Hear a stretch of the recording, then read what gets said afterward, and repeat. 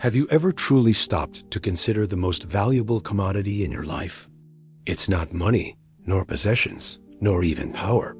It's something far more precious, something universally given, yet so often squandered. It is time, and once it's gone, not a single second can ever be reclaimed. In a quiet town lived a hard-working man named Mr. Davies. He had built a modest but respectable life for himself and his family through sheer diligence and an unwavering commitment to his responsibilities. However, his heart carried a heavy burden. His son, Ethan. Ethan was a bright young man, full of potential, but he was also notoriously lazy.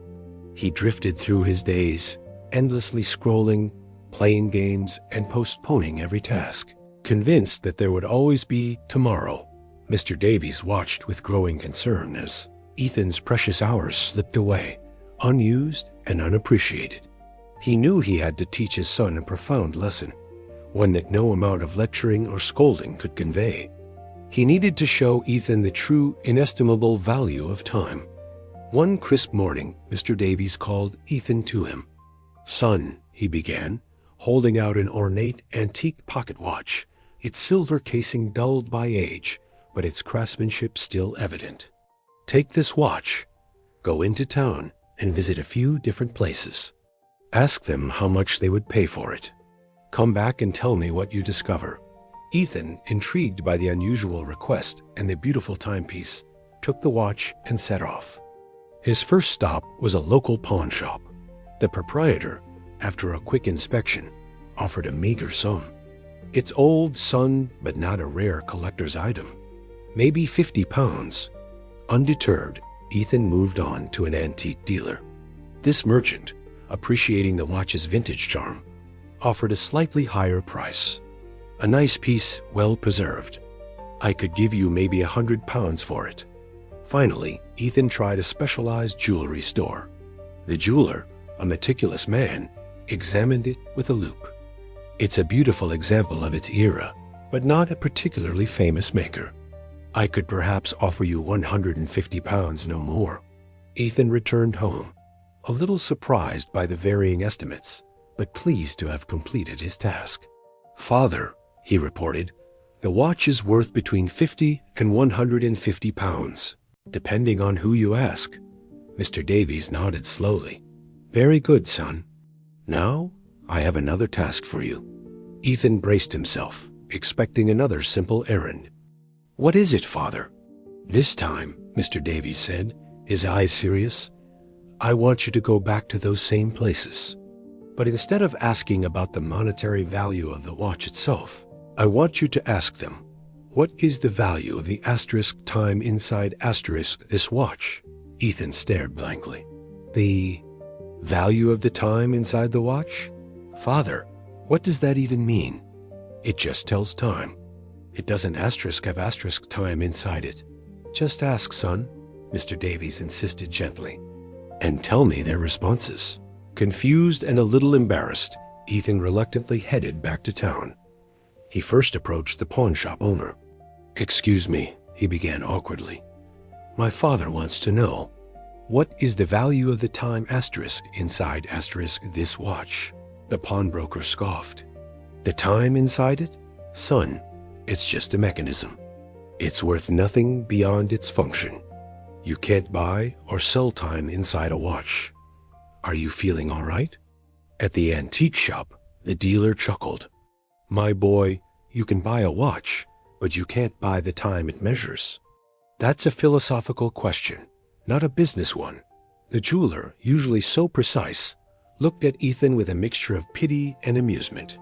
"Young man, time is not a commodity you can put a price tag on, especially not the time inside a watch.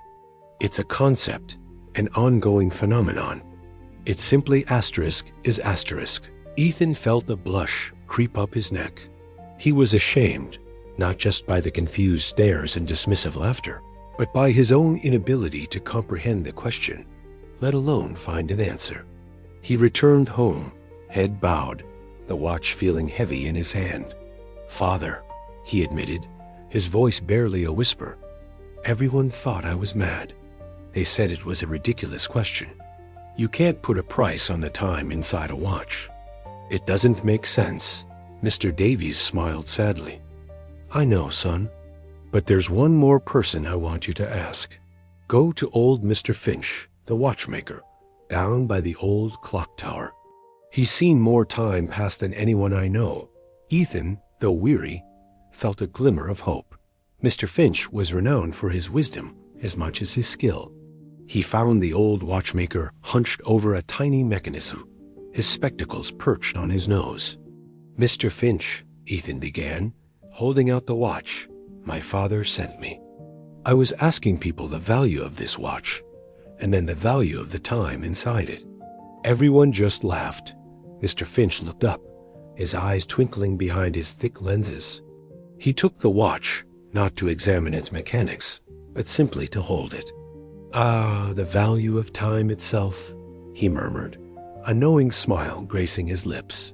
They laughed because they didn't understand the true question, my boy. Time, you see, is priceless. You can buy a watch, but you cannot buy a single second back. Not with all the gold in the world. He paused, looking directly into Ethan's eyes.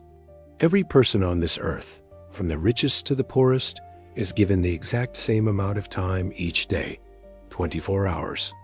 No more, no less.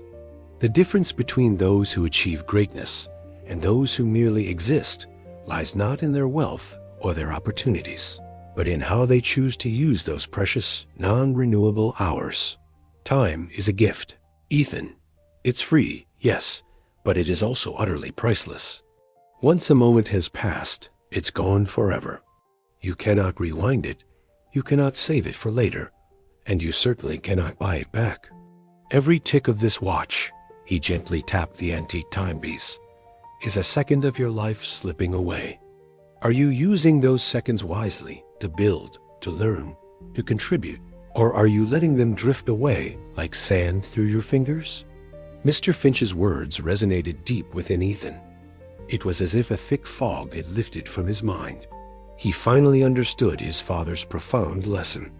The shame he had felt earlier was replaced by a burning realization of how much he had wasted, how many precious moments he had allowed to vanish into idleness. He thanked Mr. Finch profusely and hurried home, his heart pounding with a new resolve. From that day forward, Ethan was a changed young man. He started planning his days, setting goals, and diligently working towards them. He enrolled in courses, took on responsibilities, and dedicated himself to learning and growing.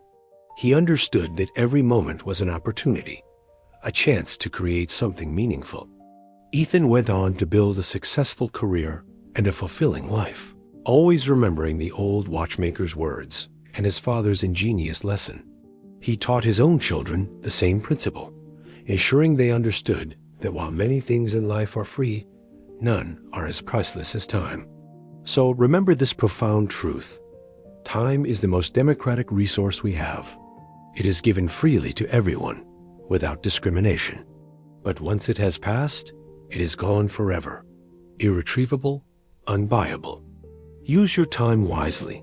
Make every second count, for it is the fabric of your life, and how you weave it determines the masterpiece you create. Don't let your precious moments become lost seconds. Invest them in building the life you truly desire.